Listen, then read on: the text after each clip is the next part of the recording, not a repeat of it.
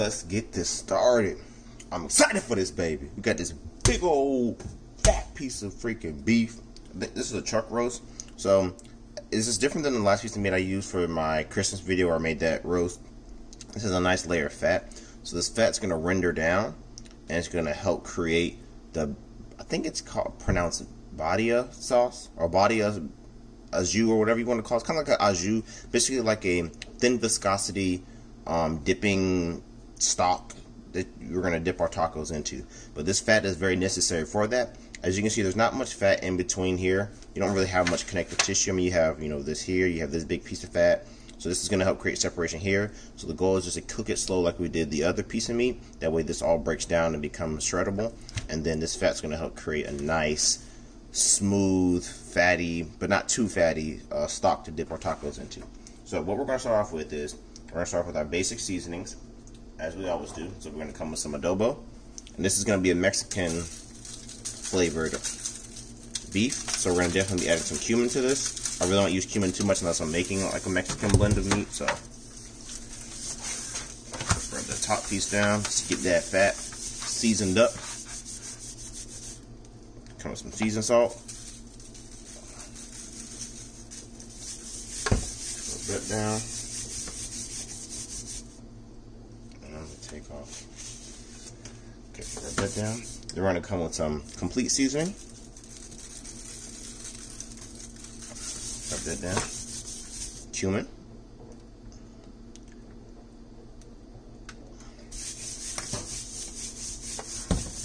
Smoked paprika.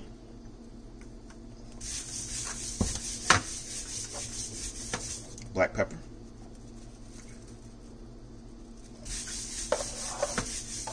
Salt-free steak seasoning. Now, as you can see, all my seasoning is just on top of my fat. It's not on the beef. So this is how we get it on the beef.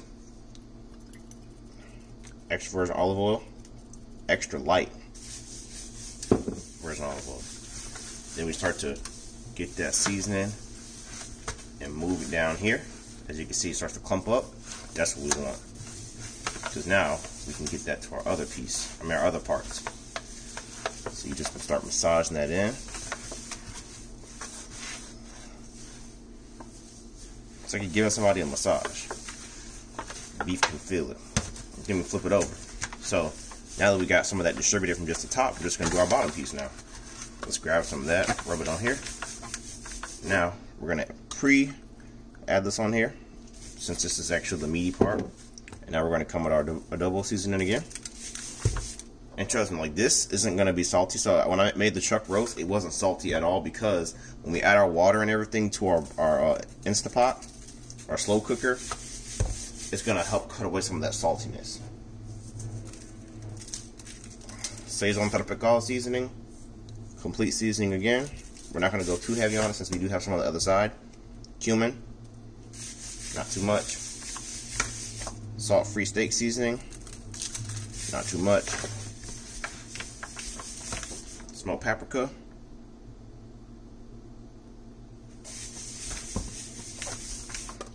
Pepper.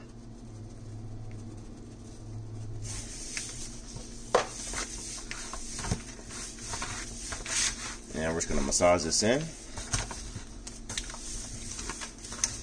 So now, since I added the olive oil prior to it, now all the seasoning is sticking to it. The reason why I added the olive oil afterwards on the other piece, on the fat part, or the fat side, is because I wanted to distribute that across to get to the sides. But now, I want it to stick to this because this is the actual muscle which needs all that seasoning.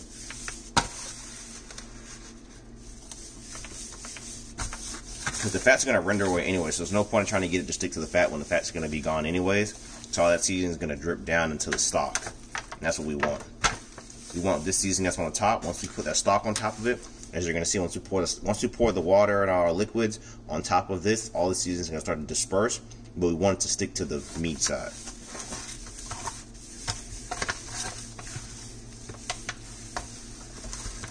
Because this fat's going to start to break away when it's in the refrigerator marinating. Look at that. So I think we're pretty good.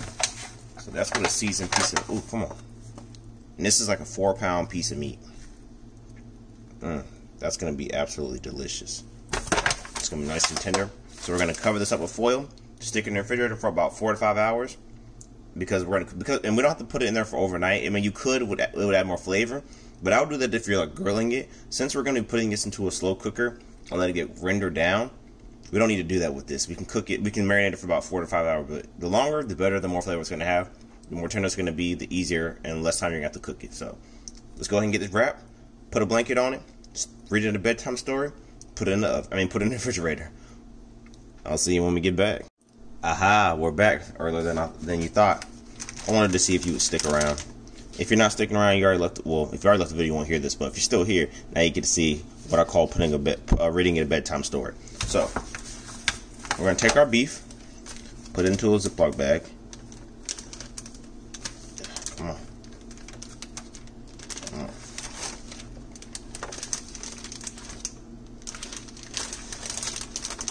There we go. Boom. Okay, we got it in there, right? All that seasoning's coming off. Woo. So now, what we're going to do is, we're going to move this pan to the side. We're going to reuse this pan, because we want all the seasonings. We're going to take our beef, and we're going to add to it, for some acidity and some flavor,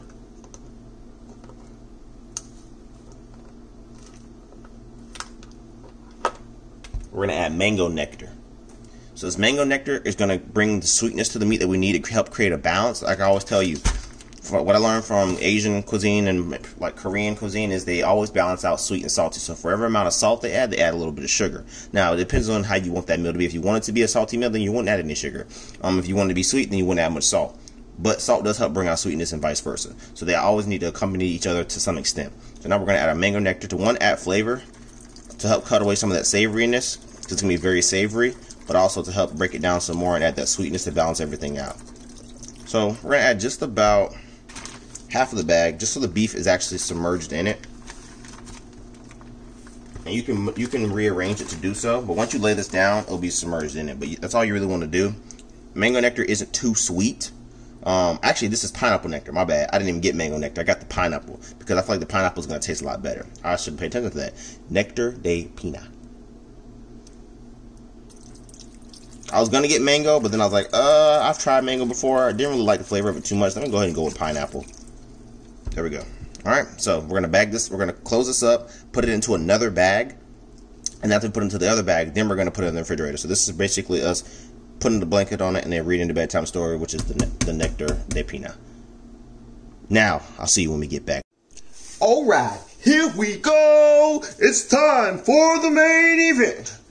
Introducing first. Weighing at 4-point-something pounds. It's thick, red, meaty. Got a piece of fat on top of it. Seasoned for 4 to 5 hours, accompanied by tomatoes and red chilies, sliced sweet onions, taco sauce, beef broth, and a other bunch of seasonings. Chug Rose. The introduction at the beginning was kind of weird, but yeah, it's the beef. It all makes sense. So, as I said in the introduction, it's been marinating for about 4 to 5 hours.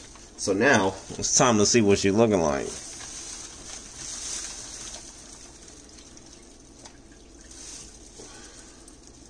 Voila. That's the beef. Look at that. As you can see, right here, it's already starting to break apart from that acidity from the pineapple juice, but it's not good enough. I need it to break down more, so that's why we're going to slow cook this, because this is still going to be kind of tough to where it won't shred properly. So once we start to cook it down, once we slow cook this, it'll start to break down more. So then we're going to add our juice that it was marinated in. Can't let all those seasonings just go to waste. Then we're going to add our beef stock and the rest of the seasonings from earlier. That pan that we seasoned everything in, well, that we seasoned the meat in. We want all those seasonings also. We're going to add taco sauce.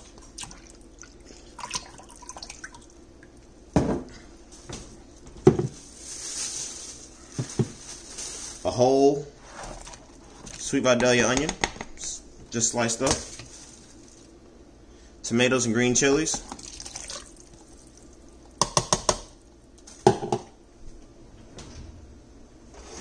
We're just going to spread this out. And you want the meat to be covered just enough. So make sure that all the onions are spread out.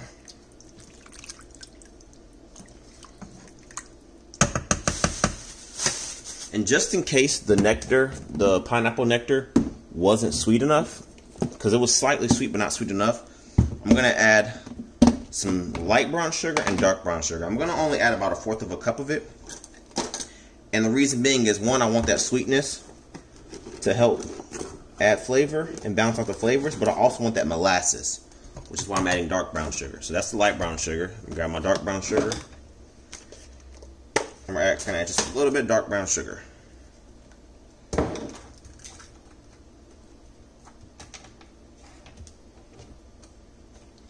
So that's dark brown sugar. And then we're just going to mix that up.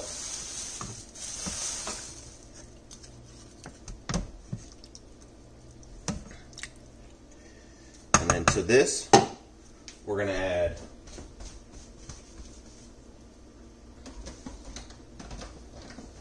some red chili flakes for some extra spice and flavor. So red chili flakes.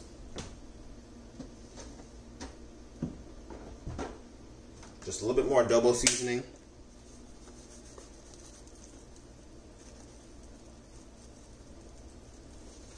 And then just some more cumin.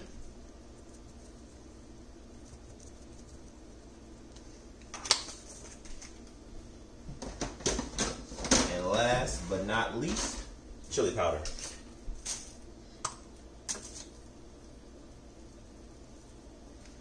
We're going to mix that up. Just get those seasonings mixed up in there. Alright, and we're going to let this cook.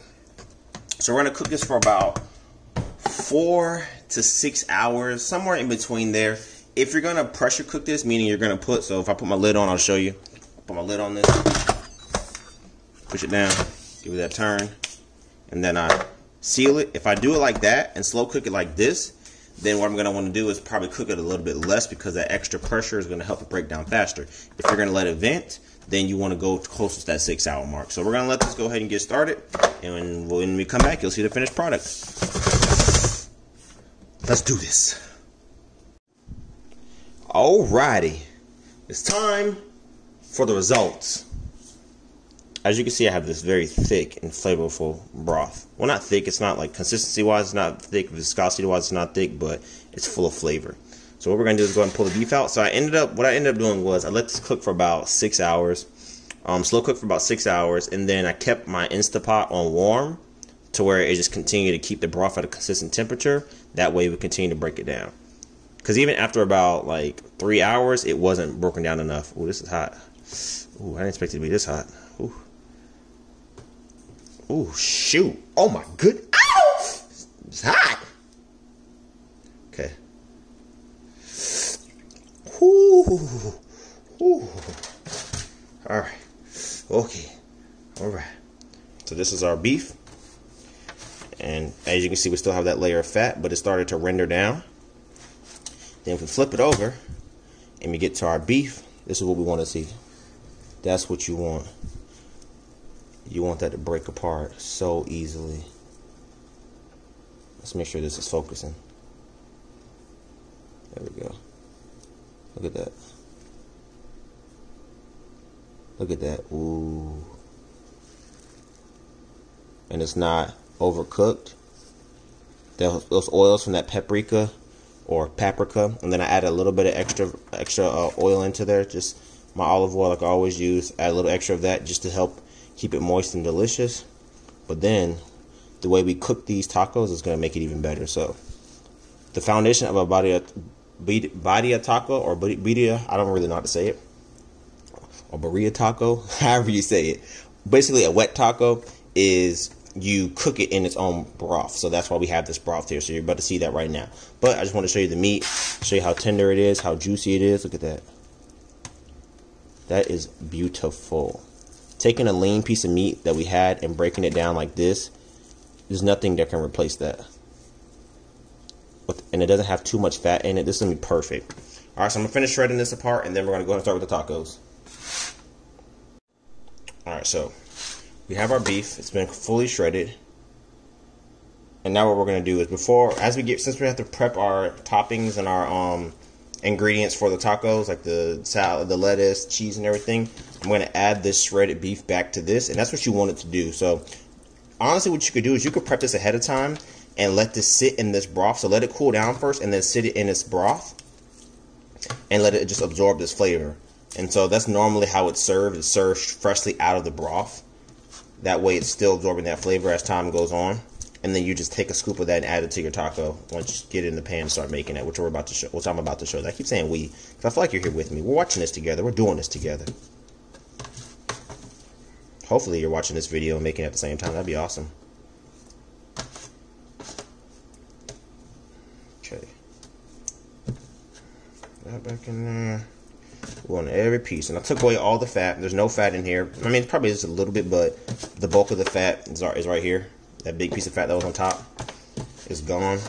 We don't need it anymore. It served its purpose, which was to help. Oh, wait. Piece of fat got away. You're trying to get up in there. I see you. Which was to help give us this nice, velvety, smooth broth. It helped render down the meat and make it tender. And yes, this is still very hot, but I have a high tolerance for the heat. But I'm going to cool my hands off first before I touch it again. So we're just going to let that sit for a little bit while we prep everything else. The time is here. Alright, so now we're about to make our tacos. Make our tacos. That's my little taco song, little melody, little shebang bang, little get down on it. Come on now, get down on it. Dun, dun. What you gonna do if you really don't understand? While standing on the wall, get your back up off the wall. That's it. Okay, so we have our big old tortillas. Yeah, big old tortillas. Because, you know, we got to go big or go home. And you know how I get down. I love taking big bites. Big bites all day, every day. I bite it with one big bite. Yeah. Yeah. Let's do it. Okay, so we're getting our pan hot. We're going to roll the sleeves up.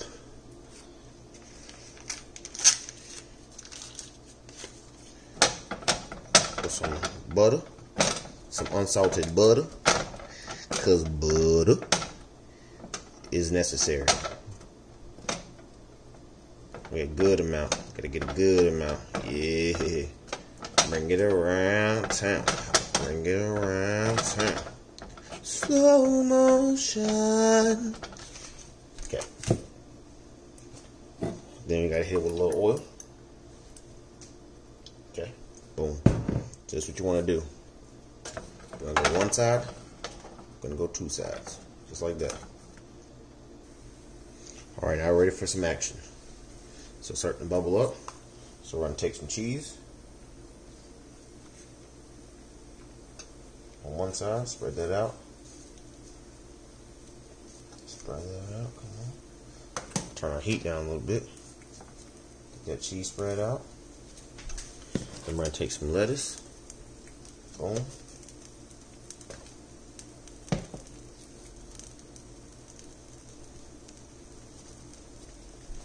Then we're going to grab some of our beef. We get a fork for this.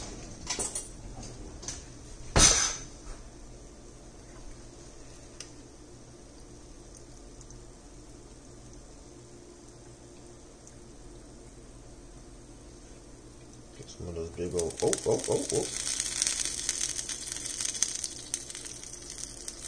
There we go. Okay, we got our beef.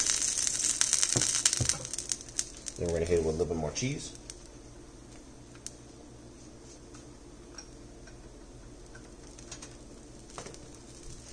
And now we're going to go ahead and fold this over.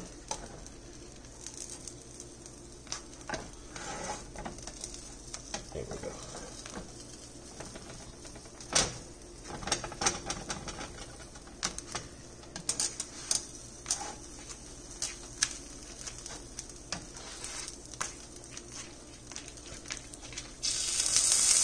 Ooh, some of that juice coming out. There we go. That's what we want. Go ahead and flip this one time.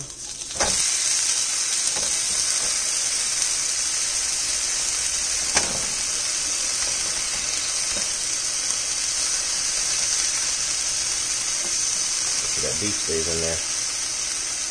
Okay, turn that heat down a little bit. Now that the pan's hot. We're going to get our other tortilla ready. And we're going to transfer this over. Our plate. And throw with our second tortilla. Okay, time to see the finished product. We're going to take our taco.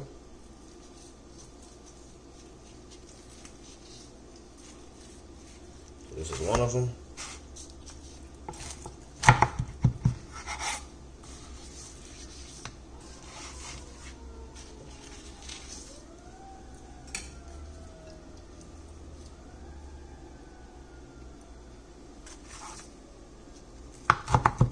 So you could crisp this a little bit longer, because once that meat, you want to make sure your meat is hot, and you try to get rid of that juice from the meat, because what it does is it makes this too soft. It starts to make it wet, but this is a wet taco, so it's okay.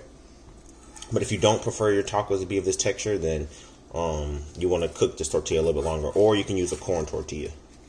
So this is called a Birria taco, which is basically a wet taco, and then we have our broth right here that we dip it into. So let's give you a closer look at this. Alright, let's take a closer look. Let's go ahead and grab one of these. Look at that beef. Delicious. Let's get one of these bottom ones.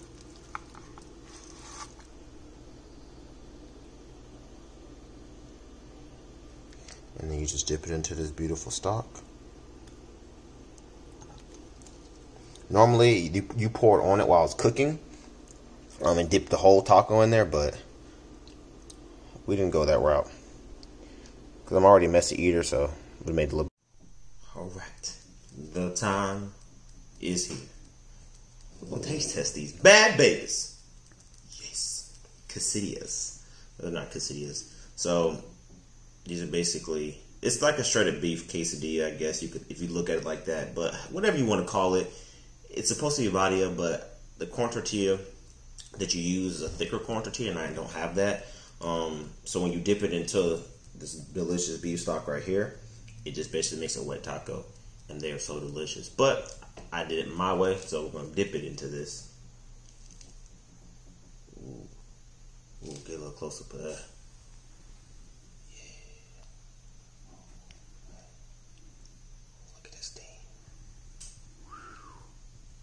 Then we're gonna hit it with a little sweet chili sauce.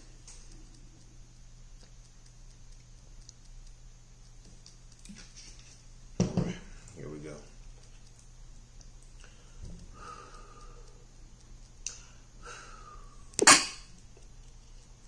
Bless you. All right. Give you one more look.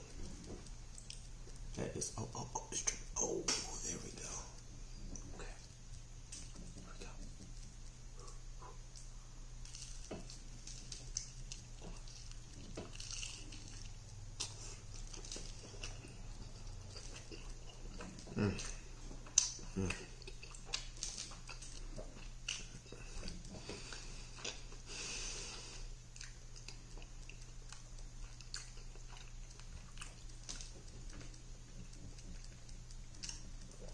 So this one doesn't have lettuce in it.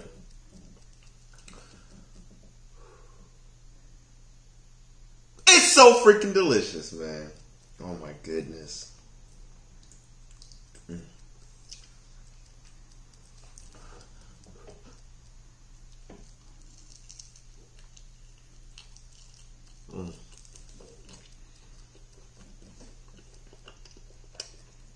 I would have ate some 2 bites, but I'm not trying to die. Link is going to be in the description of my video, my last taco video that I did, where I almost died. It was funny after the fact, but during, I was almost gone. I almost didn't make it. It was all a dream.